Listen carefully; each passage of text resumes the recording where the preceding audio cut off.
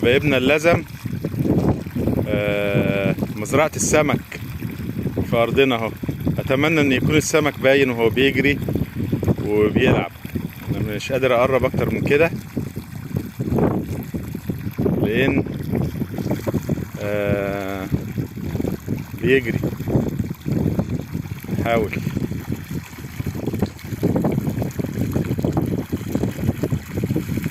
يعني ربنا يكرم كل واحد كده وياخد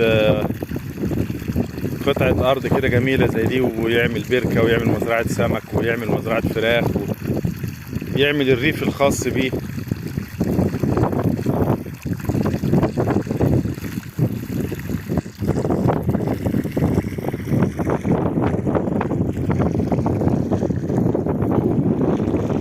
ساعة الغروب الجميلة، الروقان، الهدوء، منظر الجبال مع الغروب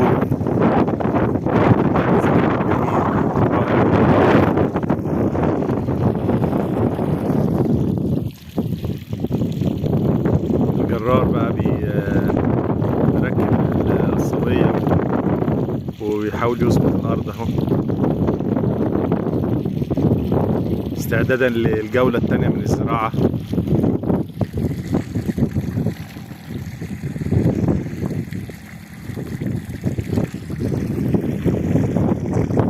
نهاركم زي العسل إن شاء الله. الخضار بقى في كل مكان وبقى يغزو المكان إن شاء الله. يعني هي ظرف سنة كده مش أكتر، لأن إحنا طبعا مرتبطين بتوقيت، واخدين مهلة 3 سنين للزراعة وكده، فظرف سنة سنة ونص إن شاء الله. وهتلاقي كل الناس غصب عنها جاية بتزرع وبتخضر.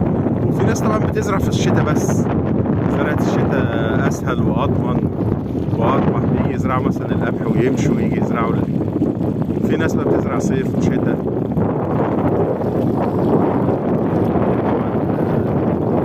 شايفين